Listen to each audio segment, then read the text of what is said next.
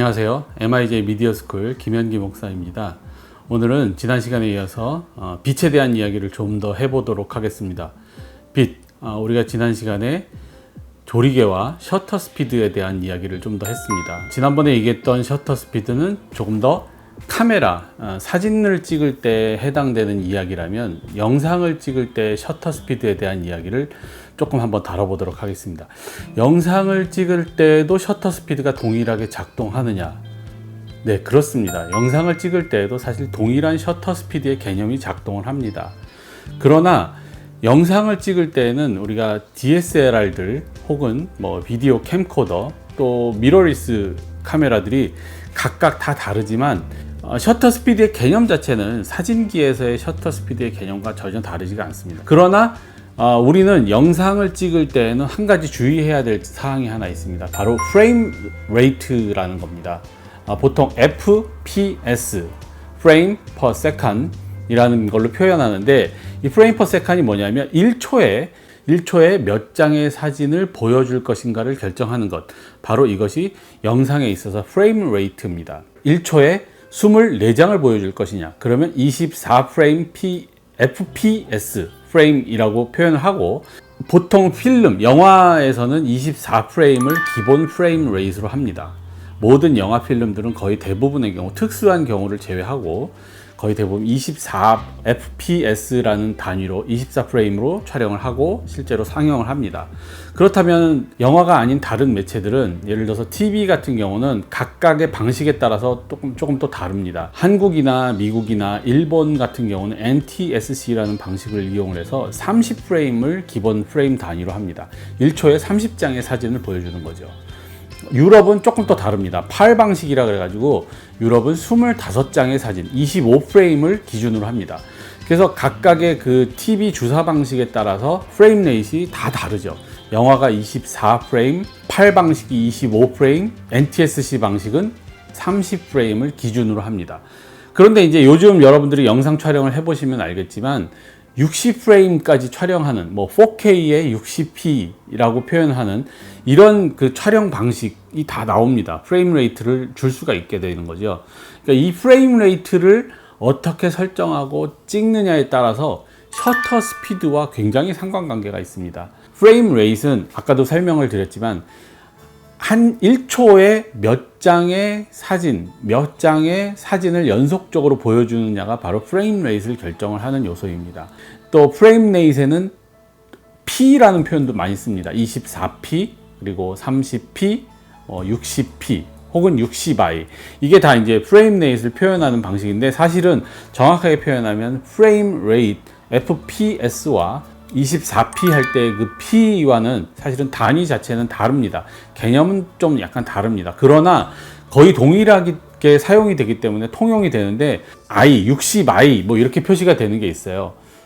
네, 이 주사 방식을 설명을 하는 건데, 예를 들어서 1초에 한 장의 사진을 반만 이렇게 주사를 하고요. 또 하나는 1초에 반만 주사를 해가지고, 실제로는 60i 그러면은 60i는 1초에 60장의 사진을 보여주는 60p와는 좀 다르게 1초에 반장씩, 반씩 찍히는, 반만 찍히는 사진을 30장 해서 겹쳐서 60장을 만든다는 이야기이기 때문에, 실제로는 30장의 프로그레시브 스캔과 화질이 거의 대동하게 됩니다.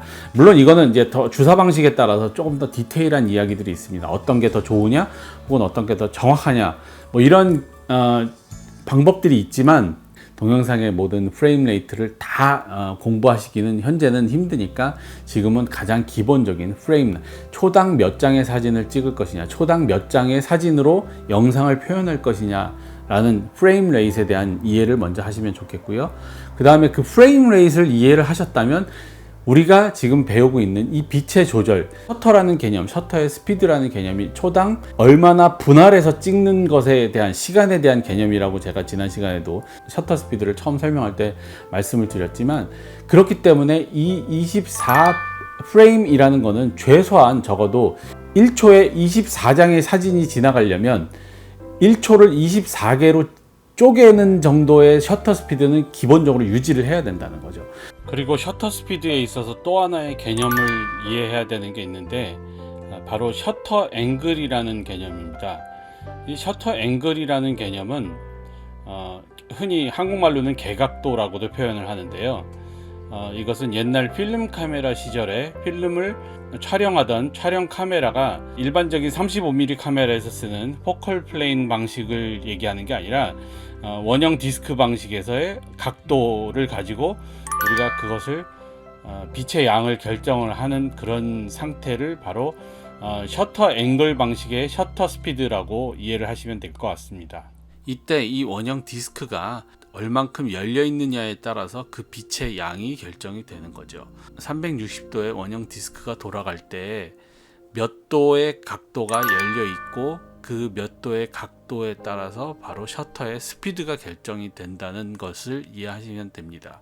180도의 개각도에서는 셔터 스피드가 그 프레임 레이트의 2배인 셔터 속도를 갖죠. 즉 24프레임인 경우에는 48분의 1이 될 거고요. 30프레임인 경우에는 60분의 1, 60프레임인 경우에는 120분의 1의 셔터 스피드와 동일한 의미 180도라는 개각도를 갖게 됩니다. 이 개각도가 이 앵글이 셔터 앵글이 많이 열렸다. 180도보다 더 많이 열렸다는 의미는 좀 더 저속이라는 의미고요. 그다음에 180도보다 작게 열려서 90도 혹은 뭐 75도, 45도, 뭐 15도 이런 식으로 내려간다면 그것은 좀 더 고속의 셔터라는 개념을 이해하시면 될 것 같습니다. 그리고 실제로는 뭐 액션씬 같은 때 혹은 뭔가 동적인 그 모션 블러의 형태가 굉장히 빠른 스피드한 혹은 나중에 슬로우 모션을 위해서는 좀 더 개각도 셔터 앵글로는 굉장히 줄여야 되고요. 셔터 스피드로 쳤을 때는 굉장히 셔터 스피드를 빠르게 해서 그것을 나중에 굉장히 스피디한 아주 뭔가 뚝뚝 끊어지면서 표현이 좀 잘 되도록 그렇게 영상에서 다룹니다. 사실 그렇기 때문에 영상에서는 기본적으로 프레임 레이트를 내가 어떤 프레임 레이트로 찍을 것인가를 먼저 세팅을 하고 그 프레임 레이트에 맞게 셔터 스피드 방식이든 혹은 개각도의 셔터 앵글 방식이든 그 두 가지 중에 하나로 세팅을 해가지고 값을 맞춰주면 됩니다. 셔터 스피드의 방식으로 친다면 2배의 숫자를 근접한 숫자를 맞춰주신다고 이해하시면 되고요. 셔터 앵글 방식이 가능한 카메라 세팅이라면 셔터 앵글을 180도에 맞추고 찍는다면 2배의 프레임 레이트에 맞는 셔터 스피드를 확보를 할 수가 있습니다. 그래서 영상에서는 원래 노출을 셔터 스피드로 조절을 하지 않습니다.